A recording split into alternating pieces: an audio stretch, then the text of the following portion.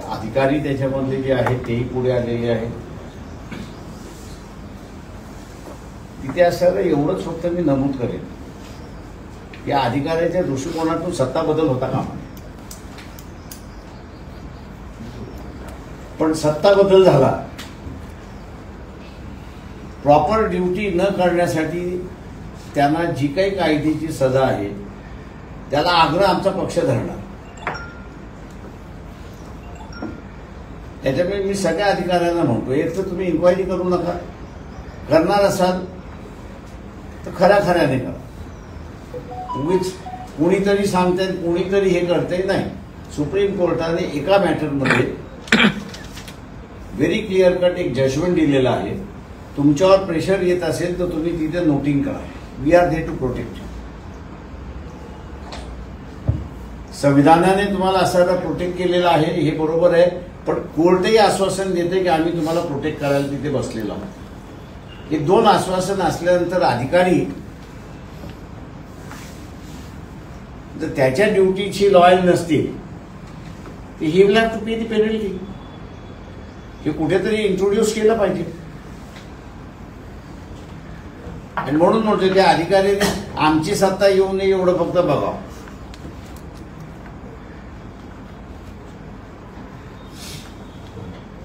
महाविकास आघाडीची मुंबईला ती बैठक आला होणार आहे 6-7, त्याचं निमंत्रण वगैरे काही आलं नाही?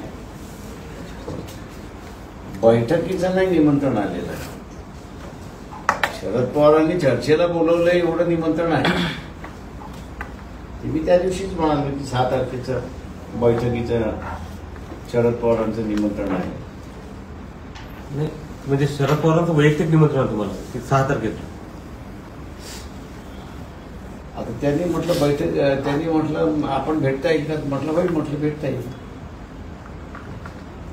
6 तारीख. बाळासाहेब, भाजपा म्हणते या अबकी बार 400 पार आणि आतून ते घाबरलेले आहेत, त्याच्यामुळेच अमित शहा अकोल्यात येत आहेत 5 तारखेला. त्याच्या संदर्भात तुमचं काय मत? ते 150 सुद्धा क्रॉस करणार माझा रिपोर्ट. अकोल्याच्या संदर्भात अकोल्यात मी बिहारलाही प्रचाराला गेलो नाही किंवा उत्तर प्रदेशलाही प्रचाराला गेलो नाही. तिथलं 10% मतदान मी इकडनं बसूनच फिरवू शकतो. बाई जाण्याची सुद्धा गरज. पवार साहेबांना कुठे भेटणार तुम्ही? मुंबईला? ते अजून ठिकाण मला त्यांनी सांगितलेलं नाही.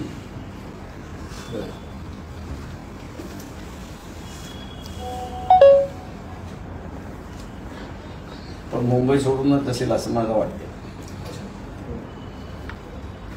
मोदी बागेत तर मी नेहमी जात असतो.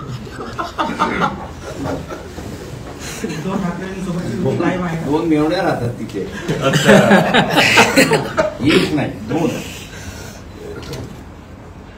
त्याच्यामुळे जाता आता तर हाय बाय चाललेलंच असतं आमचं. अच्छा. बाळासाहेब, 5 तारखेला अमित शहा अकोल्यात आहेत. कशासाठी येत असतील? ही बैठक अकोल्यातच का? त्यांनाच विचारलेलं नाही तरी तुमचं काही असेल ना?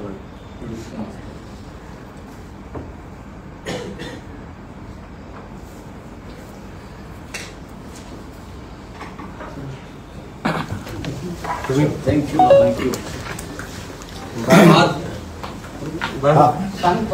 फ्लॅशबॅक मध्ये गेलं तर 19 मध्ये ज्या काही घटनाक्रम जसा होऊ लागला घडला होता किंवा होत चालला होता तसा घटनाक्रम आता थोडंसं 24 मध्ये वाटू लागलं. त्यामध्ये त्याचं आउटपुट काय निघालं? मतदार डिसाईड करत असतो आउटपुट. आपण फक्त खेळायचं.